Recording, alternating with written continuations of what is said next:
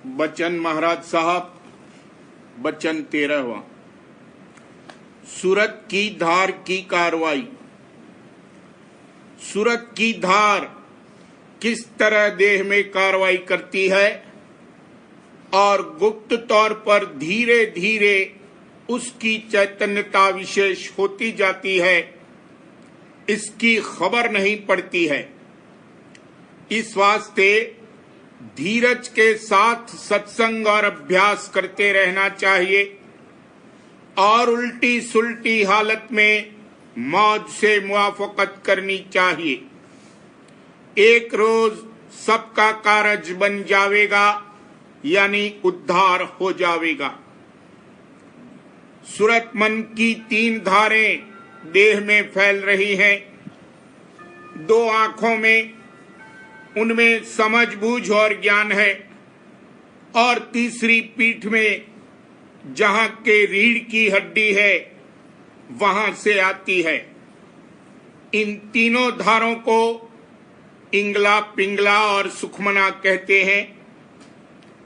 2 धारें जो आंखों में आ रही हैं वो गोया दोनों कर यानी हाथ हैं। इनको उल्टा कर तीसरे तिल के परे जो चैतन्य धार आ रही है उसको स्पर्श करना, यही चरण को छूना है और यही सच्ची बीनती या बंदगी है। करूं बीनती 2 कर जोरी, अर्ज सुनो राधा स्वामी मोरी। सिर्फ बाहर से हाथ जोड़ने से मतलब नहीं है।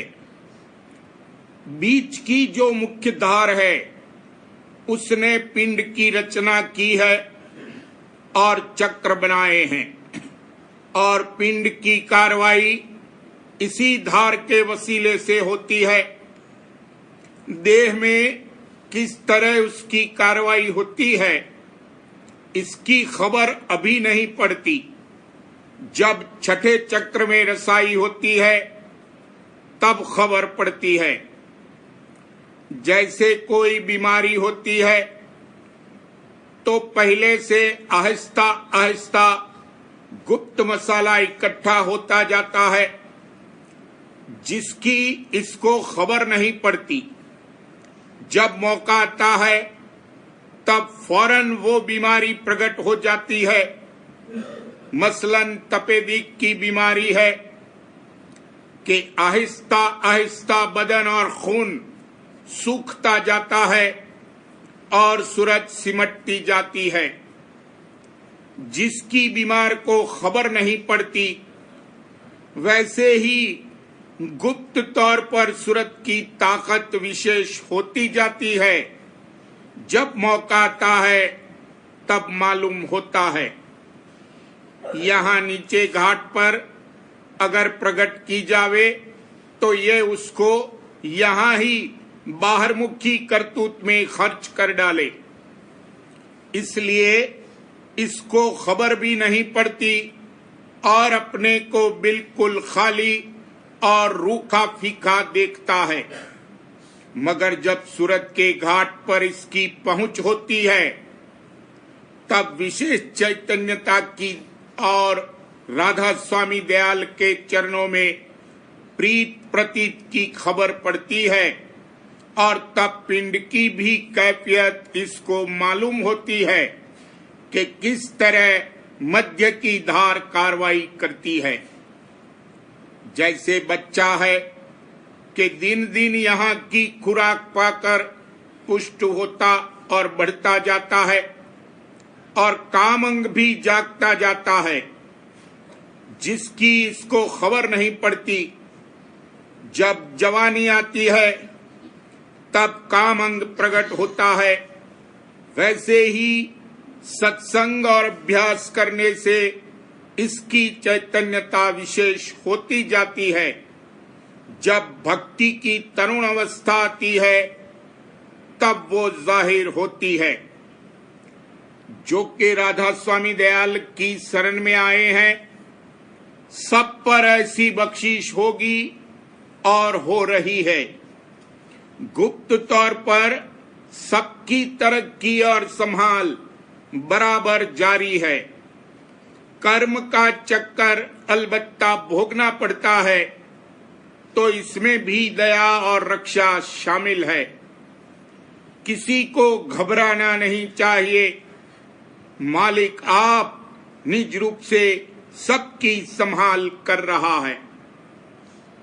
पर्दों के भीतर जब सूरज धसेगी, तब चैतन्य धार से मेला होगा और प्रेम प्रति जागेगी व बढ़ेगी। अभ्यास से ये पर्दे तोड़े जाएंगे। बिला नागा अभ्यास और सत्संग करते रहना चाहिए और दया मेहर का भरोसा रखना चाहिए। धीरे धीरे काम होता है। सूरज की चाल निहायत ही तेज है। जो सूरज, चांद, तारागण यहाँ नजराई पड़ते हैं, सब तीसरे तिल के नीचे हैं।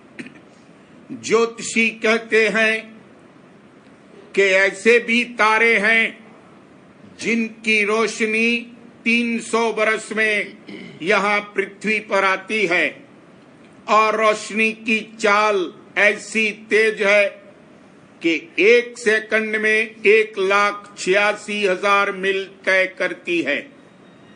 और जितनी की मायक शक्तियां हैं, उन सब से बिजली की चाल ज्यादा तेज है। फिर सूरज की चाल तो अंधाधुंध है, जिसका कोई हद व हिसाब नहीं है, मगर उसकी खबर नहीं पड़ती है। जैसे रेलगाड़ी पर सवार हो और सब दरवाजे बंद हों तो सिर्फ गाड़ी की घनघनाहट सुनाई देती है और चाल की खबर नहीं पड़ती, वैसे ही अभ्यासी की चाल चलती है। सूरज चांद अगर नहीं दिखलाई दे तो कुछ हर्ज नहीं है, बल्कि बड़ी दया है कि कुछ नहीं दिखलाई देता। जो कि सच्चे भक्त और ऊंची सुरते हैं, उनकी ऐसी हालत होती है, यानी दर पर्दे चढ़ाई होती है। जब माया देश के परे सत्यलोक में रसाई होती है, तब सब पट खुल जाते हैं। जो कुछ रचना की कैफियत है, वो कुल नजराई पड़ती है और एकदम भक्काटा हो जाता है। अक्सर सत्संगी शिकायत करते हैं कि तरक्की नहीं होती है। उनको चाहिए कि औरों की हालत देखें कि किस कदर बदली हुई है। तरक्की बराबर होती रहती है और मसाला जैसे इकट्ठा होता है, वैसे चैतन्यता इकट्ठी होती जाती है। जब वक्त आता है, तब अंतर में चढ़ाई होती है। आंखों में जो धार आ रही है, वो अभ्यास में सिमटती है। मध्य की जो धार है, वो नहीं सिमटती। सर्वांग करके जब चढ़ाई होती है या जब मौत होती है, तब बीच की धार में हलचल होती है, यानी जब सिमटती और खींचती है, तब मौत हो जाती है।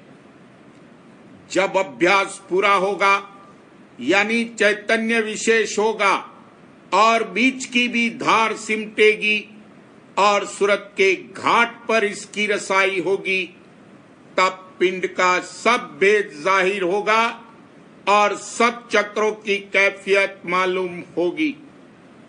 पिंड का सब भेद पोशीदा मुझे जाहिर हुआ, मेहर से पूरे गुरु के काम मेरा बन रहा। सुरत ने जब धुन को पकड़ा, आसमां पर चढ़ गई, हो गई काबिल वहां पर, फिर न कोई गम रहा। जब इसको मालूम होगा कि कर्ता धर्ता राधा स्वामी दयाल हैं और जिस तरह चाहते हैं नाच नचा रहे हैं, और जो कुछ हो रहा है उन्हीं की मौज से हो रहा है, बिना उनकी मौज के कुछ नहीं होता है। तब उल्टी सुलटी हालत जो कुछ होगी उसमें मौज से मुआफकत करेगा और राजी रहेगा, बल्कि शुक्राना अदा करेगा और अपना बल परोश और बुद्धि को छोड़कर सर्वांग से शरण लेगा। जब बल हारेगा तब बलहार होगा। बलहार से मतलब ही ये है कि बल का हारना। जतन करते रहना चाहिए, जैसे संसार में जतन करते हैं वैसे ही परमार्थ में जतन जरूर करना चाहिए। दुखी रखें चाहे सुखी रखें, जिस तरह और जिस हालत में रखें वही ठीक और दुरुस्त है और उसी में नफा है। उल्टी सुलटी हालत जो कुछ होवे उसमें राजी रहना चाहिए। जल्दी का काम नहीं है। अगर जल्दी में ये वहां पहुंचाया भी जावे तो फिर नीचे गिर पड़ेगा, क्योंकि मसाला धरा हुआ है। इसलिए धीरज के साथ कार्रवाई करते रहो। राधा स्वामी दयाल हैं, एक रोज सबका बेड़ा पार करेंगे।